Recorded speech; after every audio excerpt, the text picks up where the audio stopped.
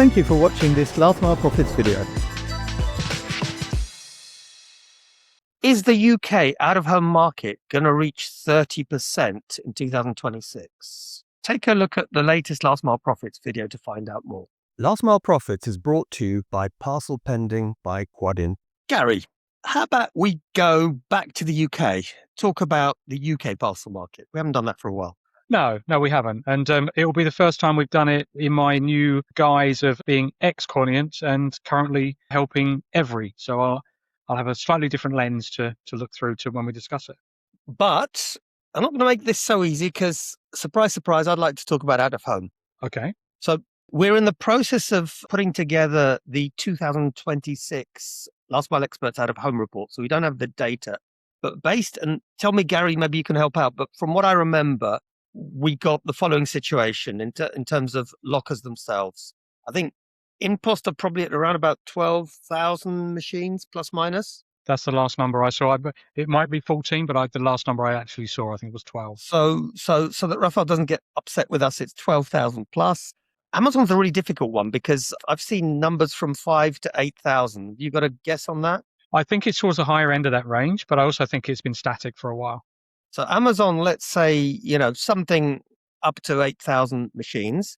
Royal Mail have been really, really investing time and effort into putting machines in place. So I'm probably really out of date. Do you have any idea of where they might be? Well, they're not backwards in coming forwards in announcing a milestone in their progress of rolling it out. And I haven't seen, the classic, here's our 1,000th locker post yet. So if they have done 1,000, then it'd be nice to see them announce it because I think they should be proud of it in the time they've been working at it. I know what their aspiration is. They want to get to 20,000, I remember, no?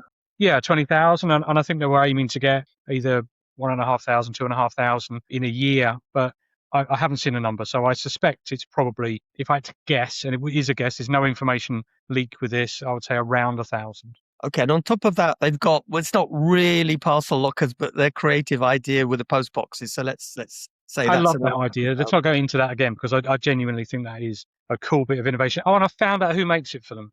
Do you want to share it? Now that you've started, you've got to finish it. They make it themselves. Oh, really?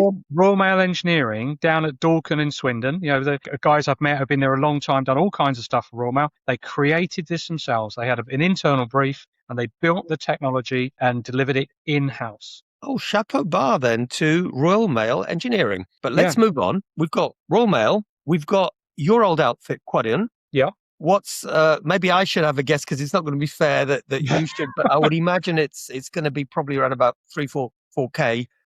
If you think I've overstated it, add something. If I've overstated, no, I think they'll hit 3K this year. I don't want to give a number away, and I don't know the actual number anymore because they are installing 2-3 digit number every week, so it will be rocketing up. But I think they'll be aiming for I think they should pass the 3K mark sometime. And then we've got the latest entrant, which is Yeep.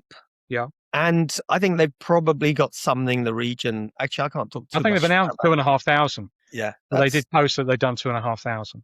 Okay. So, pretty much everyone's there. There's a big, big difference between the leaders, in this case, InPost and the others. But I think something also is important to be mentioned. The kudos are quite important. You've got Collect Plus, which has been, well, not bought in terms of controlling stake, but a very large stake has been bought by Royal Mail. And rebranded. A lot of the stores are in the midst of being rebranded as Royal Mail parcel shops, which you've done a video on before.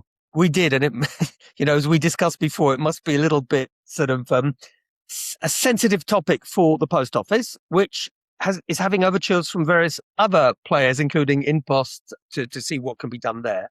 So it's really, really dynamic. But maybe I think, however you look at it, all of the movement, all the action in this place must mean that actually the UK is moving towards being a more out-of-home market. And the question I wanted to ask you, because we've, I think, done a pretty good job guesstimating who's got how many machines, but I don't think we're yet at the point that, but you tell me because I might be wrong, that out-of-home has overtaken home delivery, or do you think it maybe have? God, nowhere near.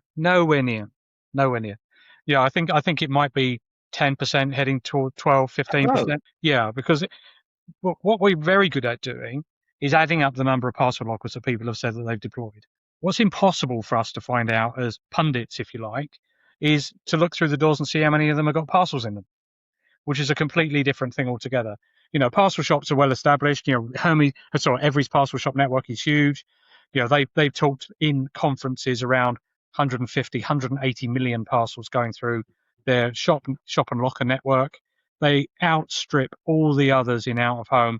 I would comfortably estimate 10 to 1. I don't think there's anybody else. How many points do you think they've got roughly?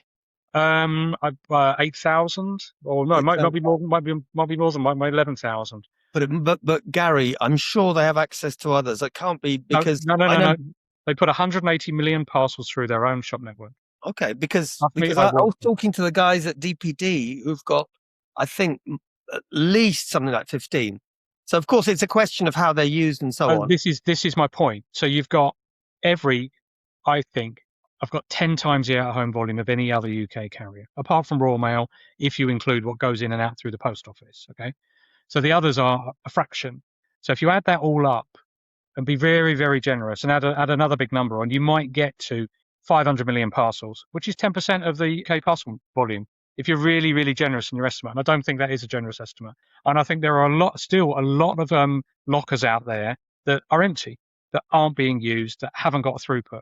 And it doesn't matter how many lockers you got on the ground, because they're going to lose money until they've got throughput and a nice short dwell time. Gary, I have to say, I'm a little bit more optimistic than you. I agree with you. We're probably nowhere close to the 50-50, but I will be close to the 20% mark. I think InPost machines are pretty full, but we can both agree on one thing. There's a lot to be done.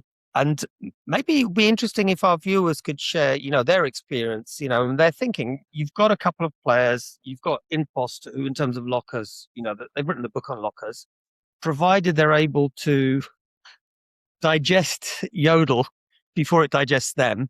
Was that a good? No, well, I'm not sure that was the best example, but anyway, we've got Royal Mail that wants to do a lot of stuff in this space. We've got Every, who already have a big out-of-home business, and we've got DPD, who have the potential. Let's see where it's going to take us. But my prediction, Gary, you ready for this? I'm ready. Is it maybe won't be 50-50, but at the end of 2026, I'm going to predict that 30% at least is going to go out of home. Well, for that to be true, you're counting on InPost lockers being full, and I've got no idea if they're full or not. I think maybe between now and the next time we talk about them, we need to do a bit of maths on their report and try. It's very hard to pull out their actual parcel volume in the UK compared to the others. They talk about increasing number of lockers, increasing the volume of parcels, but relating one to the other, average number of parcels per locker per day, which frankly, Quadient was the only metric we were really interested in. How many parcels per locker per carrier per day? That needs to be the number to be focused on. So that needs to become true. You need. I'll just jump in there, Gary. The rumours that I'm hearing, I have to say this is not fact. This is based on things I'm hearing. Is they are pretty much there. It is pretty full.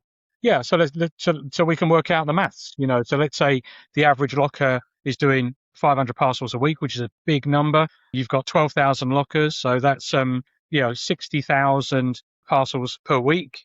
Sorry, no, we don't have to do the maths. It's really dangerous doing this online, Gary. I think you can multiply it out and work out how many parcels they're doing per year. I don't think that's going to come out as a huge percentage of the total UK parcel volume. Well, look, Gary, I think this is one to revisit. We're going to have the 2026 out-of-home report in a while. We'll see what that shows. I think it's going to confirm pretty much what we discussed today. But we can take a look at the sort of available figures. But I'm prepared to stand by my prediction that it's going to be 30%. Let's see who's right. But one thing we can say for sure is out-of-home is no longer secondary or even tertiary in the UK. It's not niche anymore. It's not niche anymore. It is front and center in every carrier strategy, without a doubt. Looking forward to everyone's comments below. Maybe you think we're right. Maybe you think we're wrong. Gary, as usual, great discussing. And I'm going to put the answer to my sum in the comments between now and when this is posted online, because I'm not going to look foolish. Not any more foolish than I need to anyway. Gary, I was looking at the subscriptions and realized that a huge number of our audience actually don't subscribe to watch our videos. Really? That's outrageous. It's a bit like watching the BBC without your TV license. How can we keep it free if people aren't subscribing and letting us know they want more of this content. It's ridiculous. And on top of that, if they're not subscribed, they don't get information about the latest hot episode where you can make one of your witty jokes and we can talk about something that is really important for our industry. If I knew that a single act like that would make sure I got maximum time taking the mickey out of you, I'd be hitting subscribe in a heartbeat. Well, look, so here we have it. Please, everyone, if you haven't subscribed yet, this is your opportunity. Click right now. The button should be there, or maybe there. Do it now and have it done.